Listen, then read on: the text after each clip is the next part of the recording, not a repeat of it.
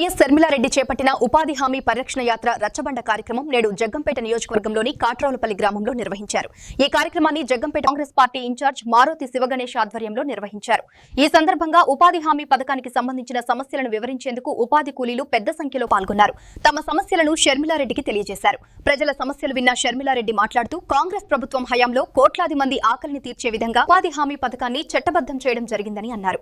ఈ పథకం ద్వారా ప్రపంచంలోనే అత్యధిక సంఖ్యలో ప్రజలకు ఉపాధి కల్పించడం గొప్ప విషయమని పేర్కొన్నారు. రోజు ఉపాధి హామీ పనికి మీ ఊరికి వచ్చినట్టుగానే ప్రతి ఊరికి వెళ్లి ఉపాధి హామీ పని ఎలా జరుగుతుంది అని అడుగుతుంటే ప్రతి ఊర్లో మీరు చెప్పిందే చెప్తున్నారు.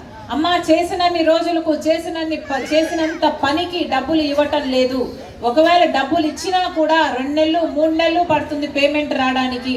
అసలు దీంట్లో సారాన్నే మొత్తానికే తీసేసి ఈరోజు బీజేపీ పార్టీ ఈ పథకాన్ని ఎంత ఘోరంగా తయారు చేసింది అంటే ఈ పథకానికి పోవడం వేస్ట్, ఈ పథకానికి పోయి పని చేయడం దండగా, చేసినా కూడా డబ్బులు పడవు, గిట్టుబాటు కావటం లేదు అన్న స్థితికి ప్రజలే వచ్చి ఈ పథకాన్ని మొత్తానికే ఎత్తేయాలని చూస్తుంది బీజేపీ సర్కార్. ఎందుకంటే ఈ పథకం ద్వారా కనీసం 86,000 కోట్ల రూపాయలు ప్రతి సంవత్సరము ఖర్చు పెడుతోంది కేంద్ర ప్రభుత్వం. కానీ ఈ డబ్బులు మొత్తం పేదవాళ్ళకే పోతున్నాయి, వాళ్ళ కాంట్రాక్టర్లకు పోవటం లేదు. అందుకే ఈ పథకాన్ని మొత్తానికే ఎత్తేస్తే వాళ్ళ కాంట్రాక్టర్కు వేరే పనులు ఇచ్చుకోవచ్చు, వాళ్ళ కాంట్రాక్టర్లకు ఇచ్చుకుంటే ఆ బినామీల ద్వారా వాళ్ళే కమిషన్లు తినొచ్చు.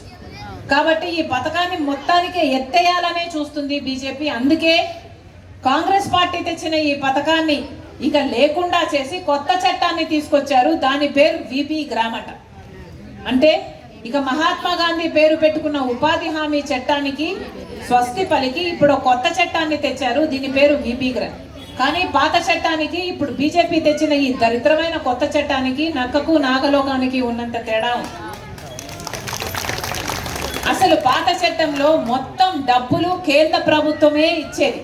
అంటే రాష్ట్రం మీద ఏ భారము పడేది కాదు. ఒక పనిముట్లకు మాత్రం ఎంత ఖర్చు అవుతుందో ఆ మేరకు మాత్రమే కేంద్ర ప్రభుత్వం రాష్ట్ర ప్రభుత్వం పెట్టుకునేది. కానీ ఇప్పుడు వచ్చిన ఈ కొత్త చట్టంలో రాష్ట్రం 40% ఖర్చు పెట్టుకోవాలట, కేంద్రం 60% మాత్రమే ఇస్తుందట. అంటే ఇది వరకు 500 కోట్లు మన రాష్ట్రానికి పనిముట్లకు ఖర్చు అయితే ఇప్పుడు 5,000 కోట్ల రూపాయలు ఖర్చు అవుతుంది ఈ ఉపాధి హామీ పని నడపాలి అంటే మన రాష్ట్రానికి డబ్బులు లేకపోతే ఇక రాష్ట్రంలో చంద్రబాబు గారు ఈ పథకాన్ని ఎందుకు నీరు గారుస్తారు అంటే ఎందుకంటే మన రాష్ట్రం దగ్గర ఆల్రెడీ డబ్బులు లేవు.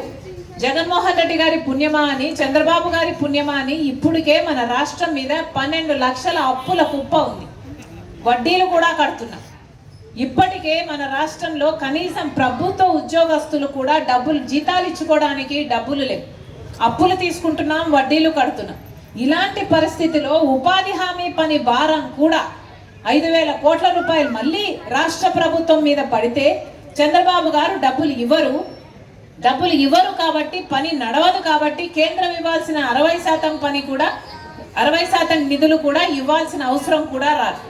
అంటే మొత్తానికే గుండు సున్నా చుట్టాలని చూస్తున్నారు ఉపాధి హామీ. అంటే ఉపాధి హామీ పని లేకుండానే చేద్దాం అన్నదే వాళ్ళ కుట్ర. అంతేకాదు ఇది వరకు పాత చట్టంలో అయితే కాంగ్రెస్ పార్టీ తెచ్చిన ఉపాధి హామీలో గ్రామంలో పనులు జరిగేవి. అంటే గ్రామ పెద్దలు నిర్ణయించే వాళ్ళు ఏ పని జరగాలి అని. అంటే ఈ గ్రామంలో రోడ్డు కావాలన్నా, లేక అంగన్వాడీ బిల్డింగ్ కావాలన్నా, లేక పూడికలు తీయాలన్నా, ఇలా ఏ బావి తీయాలన్నా, ఏ అవసరం ఉంది అనేది గ్రామస్తులు నిర్ణయించుకొని ఆ గ్రామస్తులు అందరికీ పనికొచ్చేటట్టు, గ్రామం అభివృద్ధి చెందేటట్టుగా పని జరిగేది.